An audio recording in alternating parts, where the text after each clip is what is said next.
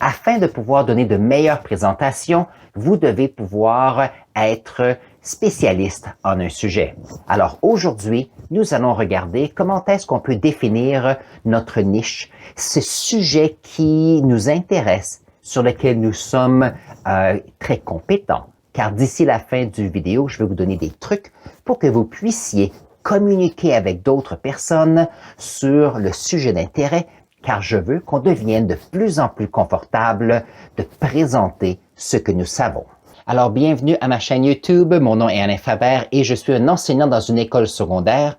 Cette série de 10 émissions se rapporte à comment est-ce qu'on peut faire de meilleures présentations en classe et aussi en milieu de travail. Alors, restez avec nous. J'ai créé cette chaîne YouTube pour vous permettre de vous transformer, de façon à ce que lorsque vous passez à l'action, vous pouvez changer le monde.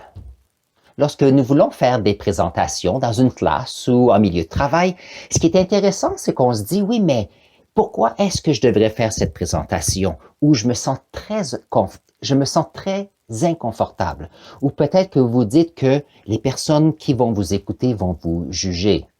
Mais n'oubliez pas que l'idée d'une présentation est pour vous de présenter des informations que vous connaissez et ce qui fait de vous un spécialiste ou une spécialiste sur le sujet.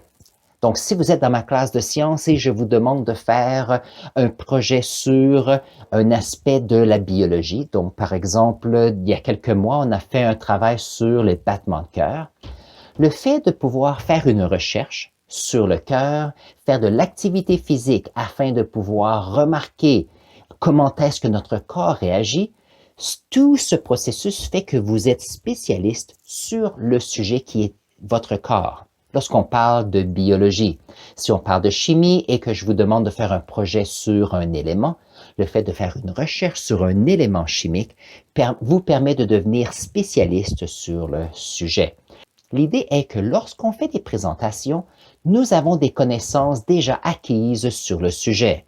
Par exemple, si vous prenez un parent qui doit faire une présentation pour son travail, habituellement, cette personne va présenter sur un sujet qui les concerne, sur leur département, sur un produit sur lequel ils travaillent depuis des semaines ou des mois.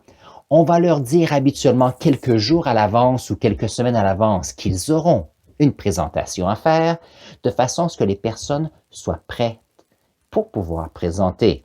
Donc, c'est l'idée ici. Mais avant de pouvoir présenter, c'est important de savoir quel est le sujet.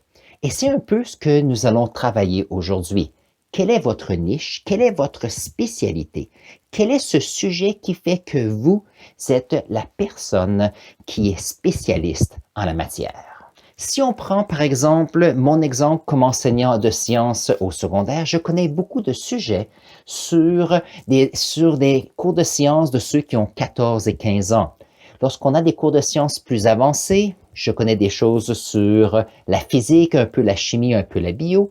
Par contre, je dois réviser certaines notions parce que je suis un peu moins spécialisé. En mathématiques, c'est la même chose. Je connais un ensemble de connaissances sur les maths jusqu'à ce que les élèves ont 14 ou 15 ans avec l'algèbre jusqu'aux des équations du deuxième degré. Par contre, lorsqu'on va au côté plus avancé, je dois faire un peu d'études si je veux répondre à des questions.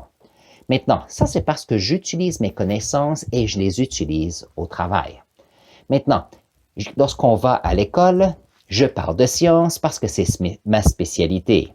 Est-ce que ça serait facile pour moi de faire un cours sur des pièces de théâtre de Shakespeare? C'est un peu une autre paire de manches. Donc, voyons voir. Je l'ai ici, justement. Où est-ce que c'est? Si on prend, lorsque j'étais à Halifax il y a quelques années, je me suis trouvé ici de Shakespeare's Complete Work. Et c'est un livre qui est publié, ça fait quelques années, je ne sais pas s'il y a la date ici, qui a été publié en 1906. On sait que Shakespeare fait partie des classiques anglais. Maintenant, je ne pourrais pas enseigner ceci parce que pour être honnête avec vous, je me demande si j'ai déjà lu une pièce entière de Shakespeare. Parce que l'anglais est ma langue seconde. Par contre, je connais beaucoup plus les classiques français avec Molière et les autres écrivains. Alors, vous voyez, être spécialisé permet de pouvoir se sentir plus confortable sur un sujet et pouvoir le faire. Alors, pour que vous puissiez devenir meilleur dans les présentations, n'oubliez pas que c'est important de savoir le sujet auquel vous allez parler. Alors, j'ai 3 trucs pour vous aider à faire de meilleures présentations. La première est, lorsque vous devez faire des présentations, assurez-vous que ce soit sur un sujet sur lequel vous avez des connaissances, des connaissances déjà acquises ou des connaissances suite à une recherche. Parce que n'oubliez pas que notre connaissance peut être grande comme ceci, mais votre présentation va toucher une certaine partie de vos connaissances générales. Et c'est pour ça que c'est important lorsqu'on fait une recherche pour un projet, d'avoir une idée générale de beaucoup plus que ce qu'on va présenter. Ça va vous permettre de pouvoir avoir de meilleures présentations. Mon deuxième truc, c'est pour vous de trouver des personnes qui ont des intérêts similaires. Donc, par exemple, j'ai le club de STEAM à mon école et ça fonctionne très bien. Il y a des personnes qui font partie des clubs athlétiques, le club d'art, théâtre. Vous trouvez des personnes qui ont des intérêts similaires à vous et vous allez voir, c'est beaucoup plus facile de pouvoir faire des présentations. Alors, mon troisième truc est de prendre le temps de communiquer avec les autres sur les sujets d'intérêt. Parce que plus vous faites des présentations sur les sujets qui vous intéressent, plus vous allez avoir d'excellentes questions sur le sujet et vous allez voir que vos habiletés de présentation vont s'améliorer. Et la raison est que ça vous donne une pratique pour pouvoir communiquer sur un sujet. Et n'oubliez pas, si on devient meilleur lorsqu'on présente sur certains sujets, ça nous donne le courage de pouvoir faire d'autres présentations sur différents sujets et même rencontrer de nouvelles personnes. Alors voici le devoir que j'ai pour vous. Puisque je veux que vous soyez meilleur pour présenter et que je veux qu'on puisse définir un peu plus notre niche ou nos sujets d'intérêt, vous allez aller faire un tour sur les médias sociaux, que ce soit Facebook ou que ce soit YouTube ou autre. Ça peut être aussi dans votre communauté, peut-être qu'il y a des regroupements de personnes auxquelles vous faites partie. J'aimerais qu'on fasse 2 commentaires positifs sur une communauté auquel vous avez trouvé ou vous faites partie. Le fait de faire 2 commentaires constructifs va vous donner la chance de pouvoir contribuer et faire l'expérience que lorsqu'on contribue à notre communauté ou lorsqu'on contribue à une communauté, ça vous permet de pouvoir améliorer vos compétences parce que vous le faites. Et deuxièmement, ça vous donne la chance de connecter avec d'autres personnes. Si vous avez aimé cette vidéo sur comment devenir meilleur à faire des présentations, mettez-moi en bas ici les niches ou les spécialités que vous avez. Je suis un peu curieux de savoir ce que vous aimez faire.